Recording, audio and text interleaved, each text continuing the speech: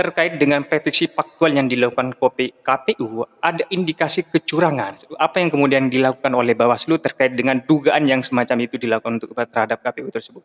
Ya, baik. Terima kasih Mas Nawari. Memang cukup dinamis ya kalau saya melakukan pengawasan dan juga pencermatan dalam tahapan verifikasi partai politik ini.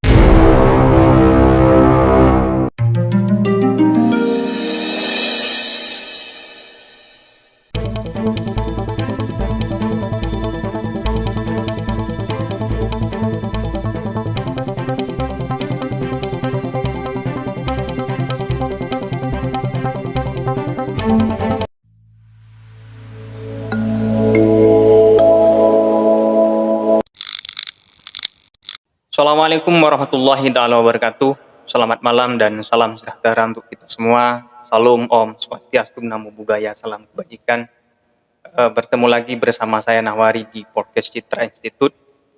Kali ini kita akan membahas salah satu tema yang agak menarik karena dibicarakan oleh civil society, yaitu terkait dengan verifikasi partai politik oleh Komisi Pemilihan Umum atau yang dikenal dengan KPU. Dan kita tahu bahwa berdasarkan verifikasi faktual yang dilakukan oleh KPU, ada beberapa partai yang kemudian dinyatakan lolos untuk kemudian mengikuti kontestasi di pemilu di 2024. Tetapi ada sebagian yang kemudian, partai yang kemudian yang dinyatakan tidak lulus, salah satunya adalah ada Partai Umat. Nah, cuman ada beberapa faktor yang kemudian menjadi pertanyaan. Kemarin ada dugaan publik yang kemudian menduga ada semacam kecurangan yang dilakukan oleh KPU. Dan kita tahu bahwa apa yang kemudian dilakukan KPU harus diawasi oleh salah satu lembaga yang kemudian mempunyai hak otoritas untuk kemudian mengawasi itu. Salah satu lembaga tersebut adalah Badan Pengawasan Pemilihan Umum atau yang dikenal dengan Bawaslu. Dan pada malam hari ini kita kedatangan salah satu narasumber yang kemudian mumpuni di bidangnya, karena memang beliau itu paham terkait dengan itu. Beliau adalah Dr. Imam Nur Hakim, Ketua Bawaslu Purbalingga, Jawa Tengah. Selamat malam, Mas. Selamat malam Mas Nawari. Ini salah satu malam yang agak menarik bagi kita, karena beliau itu dari Purbalingga jauh-jauh untuk kemudian mengisi podcast terhadap pecinta Citra Institute pada malam hari ini. Pertanyaan yang agak krusial, Mas, itu terkait dengan pertanyaan publik, yaitu terkait dengan prediksi faktual yang dilakukan KPU, ada indikasi kecurangan. Karena memang kita tahu bahwa di sistem informasi parpol itu tidak secara keterbukaan informasi publik yang dilakukan oleh KPU. Apa yang kemudian dilakukan oleh Bawaslu terkait dengan dugaan yang semacam itu dilakukan terhadap KPU tersebut? Ya, baik. Terima kasih Mas Nawari. Barangkali sebelum masuk ke situ, saya boleh bercerita dulu ya, perjalanan proses pendaftaran, kemudian sampai penetapan partai politik peserta pemilu tahun 2024, yang itu semua dilakukan perangkatnya memang melalui SIPOL ya, Sistem Informasi Partai Politik, yang sistem itu dimiliki oleh KPU selaku lembaga yang mengurusi terkait dengan proses pendaftaran dan verifikasi itu. Proses pendaftaran yang dilakukan melalui KPU RI, yang kemudian proses verifikasi administrasi sampai verifikasi faktual yang dilakukan di daerah dan dalam hal ini oleh KPU Kabupaten, dan saya di Purbalingga tentu oleh KPU Kabupaten Purbalingga, itu berpijak kalau secara regulasi kan melalui PKPU nomor 4 tahun 2022, yang pada prosesnya mengalami beberapa perubahan regulasi yang dituangkan di dalam surat keputusan KPU, bahkan perubahannya sampai 5 kali. Memang cukup dinamis ya kalau saya melakukan pengawasan dan juga pencermatan dalam tahapan verifikasi partai politik ini, sejak proses verifikasi administrasi baik kepengurusan, keanggotaan sampai verifikasi faktual, bahkan terakhir ada verifikasi perbaikan ya untuk partai politik yang pada saat verifikasi faktual pertama itu dinyatakan masih belum memenuhi syarat atau ada hal yang harus diperbaiki. Terkait dengan tadi yang ditanyakan soal dugaan kecurangan ya, saya kira juga mungkin nanti perlu dipertegas kira-kira di bagian mana kecurangan itu, karena begini, proses proses verifikasi proses pendaftaran yang tadi saya sampaikan, sampai kemudian verifikasi faktual, itu pertama tentu karena proses pendaftarannya itu dilakukan melalui sipol, itu ada proses sinkronisasi terlebih dahulu kan, antara data kepengurusan dan data keanggotaan yang disertakan oleh partai politik, itu verifikasinya kan dipastikan satu tidak ada kegandaan Mhm. anggota partai politik, baik di internal partai politik maupun antar partai politik. Ya, dalam prosesnya tentu juga saya kira sangat dinamis ya. Memang banyak sekali partai politik yang pada saat proses verifikasi administrasi itu dalam hal kegandaan identik maupun kegandaan antar partai politik itu banyak terjadi. Mhm. Eh, itu saya kira yang untuk mengantar diskusi, jadi proses verifikasi yang sudah dilakukan dan kemarin sudah penetapan partai politik tanggal 14 Desember tahun 2022 oleh KPU RI, yang tadi disebutkan ada satu partai politik ya, dalam hal ini Partai Umat yang dinyatakan tidak lolos ya, sebagai peserta pemilu yang saat ini sedang proses pengajuan sengketa permohonan sengketa ke Bawaslu RI. Iya, Ya. baik. Kemarin yang kemudian muncul yang di media sosial itu Bang, itu terkait dengan sipol itu katanya hanya bisa diakses oleh partai politik tetapi tidak bisa diakses oleh masyarakat publik.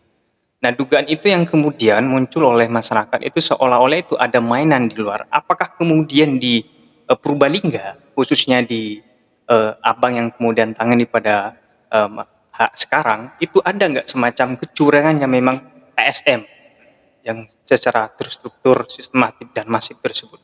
Ya, terkait dengan sipol, sekali lagi karena itu memang perangkat yang dikuasai dimiliki oleh KPU, tentu KPU dalam konteks pengelolaannya mereka tentu sangat leluasa ya Hmm. terhadap bagaimana sipol itu digunakan dan terhadap data-data apa yang masuk ke dalam sipol. Nah, Bawaslu terhadap sipol ini memang sejak awal punya sikap. Gitu. Pertama bahwa sipol itu satu perangkat yang tidak diatur di undang-undang. Mm-mm. Yang oleh KPU melalui PKPU itu diwajibkan bagi partai politik dalam proses pendaftaran ya untuk memasukkan data pengurus dan anggota partai politik melalui sipol.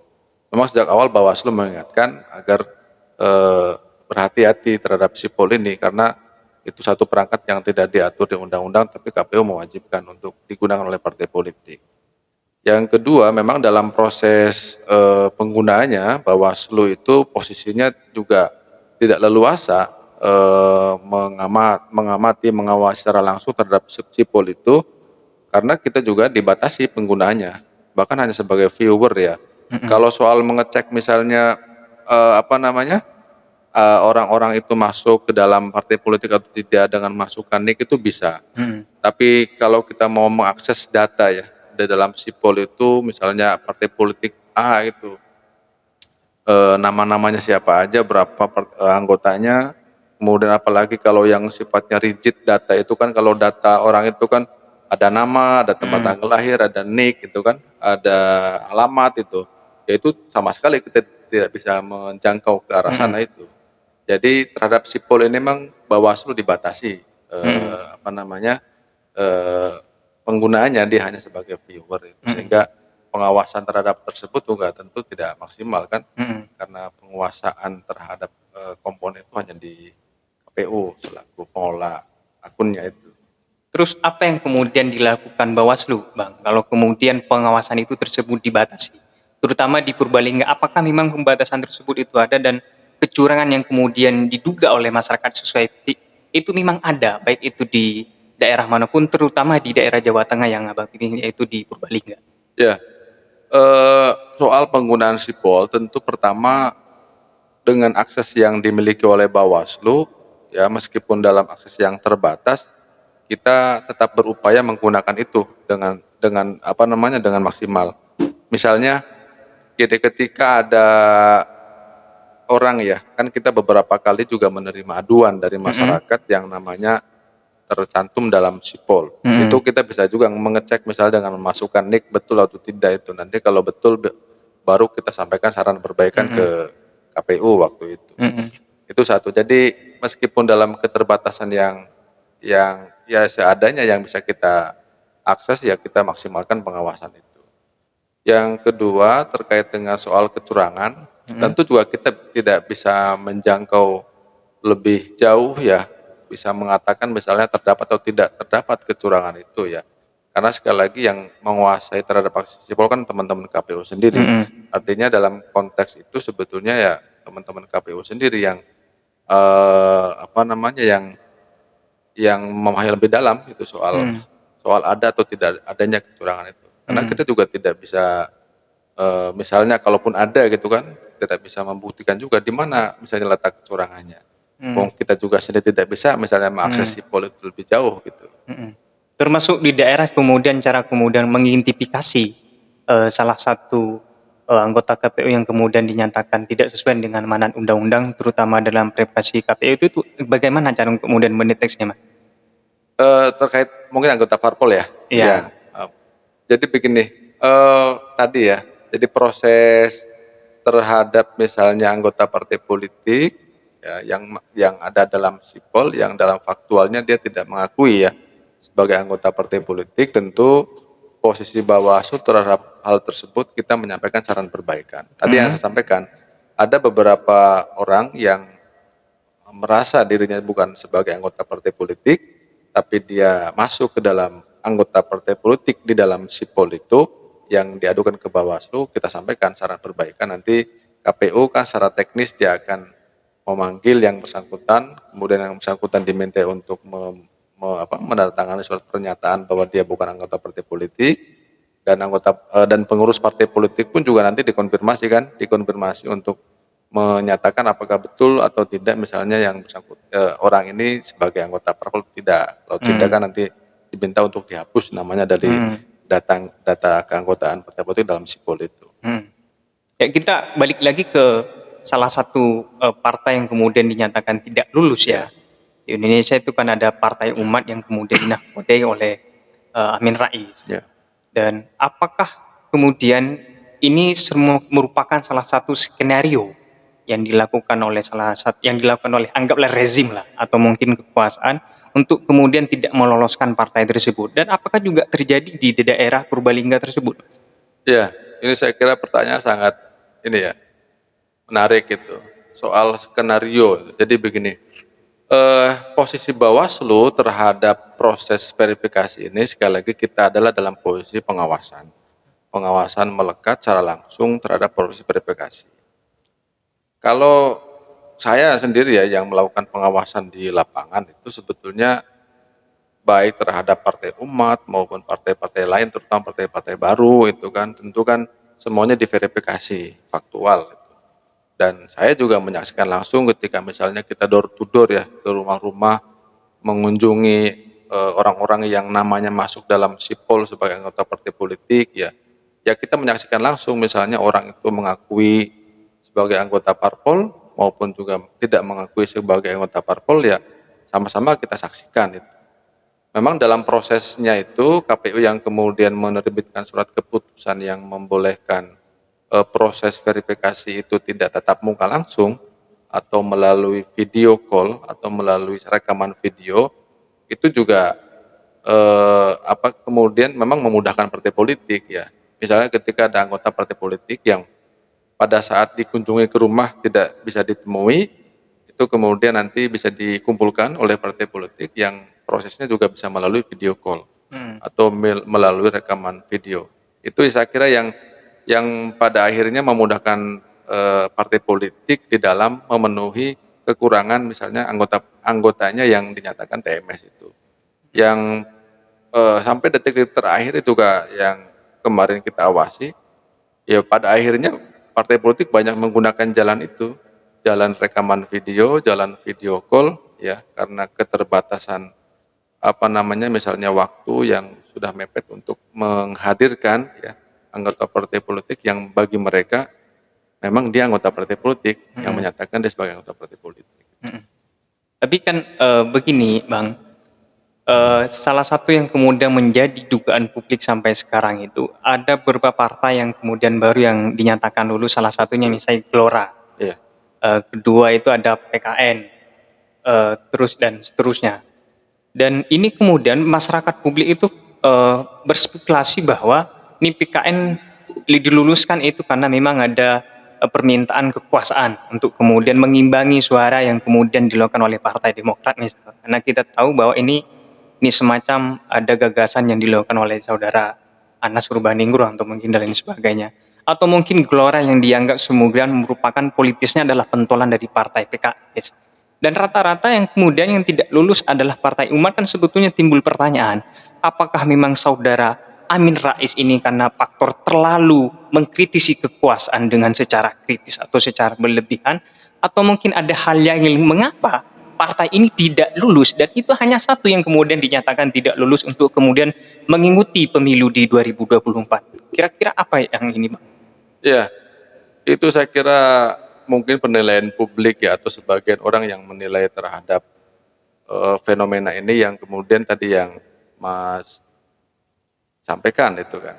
Tapi bagi kita Bawaslu ya, karena kita yang melakukan pengawasan langsung, sebetulnya yang dilakukan oleh rekan-rekan KPU dalam hal ini KPU Purbalingga yang kita awasi, semuanya diberlakukan sama. Artinya ketika misalnya harus atau bisa menggunakan video call, Partai Umat, partai yang lain pun sama ya, melakukan video call terhadap keterpenuhan keanggotaan partai politiknya. Dan secara faktual di Purbalingga, sebetulnya Partai Umat juga termasuk partai yang memenuhi syarat ya, berdasarkan pleno KPU Purbalingga. Jadi termasuk PKN, Gelora, kemudian Partai Umat ya, satu lagi partai apa itu juga dinyatakan memenuhi syarat.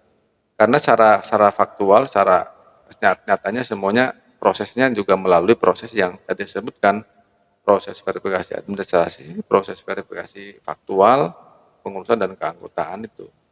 Nah, terhadap tadi apa asumsi atau pendapat-pendapat yang menyampaikan itu, saya kira ya boleh saja, tapi bagi kita sebagai penyelenggara yang melakukan pengawasan langsung, sebetulnya kita berusaha memastikan ya semuanya sesuai dengan prosedur yang dilakukan. Berdasarkan undang-undang kemudian Ya. diberikan kepada Bawaslu.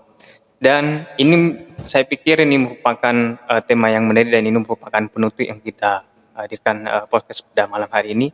Mungkin ada kata-kata Bang yang mau disampaikan terhadap podcast Citra Institute atau sekalianlah penutup lah istilahnya itu Bang.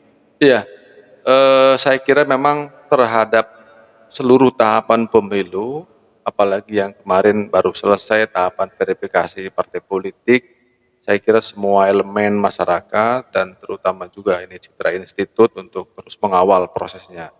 Kita Bawaslu ya yang memastikan secara langsung mengawasi KPU dalam hal proses pelaksanaan tahapannya. Tentu juga kita berusaha memastikan seluruhnya berjalan sesuai dengan peraturan yang ada. Dan tentu sekali lagi civil society, para pegiat pemilu dan terutama ini Citra Institute saya kira punya peranan yang cukup penting juga di situ, memastikan seluruh tahapan pemilu memang dilaksanakan sesuai dengan peraturan perundang-undangan yang berlaku, sehingga apa yang diharapkan oleh kita semua, pemilu yang jujur, adil, ya, yang transparan, yang akuntabel itu dapat terwujud, itu saya kira. Begitu. Ya, terima kasih kepada Pak Dr. Imam Nur Hakim, Ketua Bawaslu Purbalingga, dan saya pikir ini merupakan memberikan khazanah pengetahuan terhadap kita, terutama bagi kita untuk kemudian memilih atau menentukan calon presiden 2024 dan untuk kemudian menentukan saling mengawasi terhadap kontestasi pemilih ini, baik itu secara parpol dan lain sebagainya. Dan mungkin itu yang dapat kami sampaikan, kurang lebihnya mohon maaf, kesempurnaan hanya milik Tuhan dan kelemahan hanya milik kita bersama.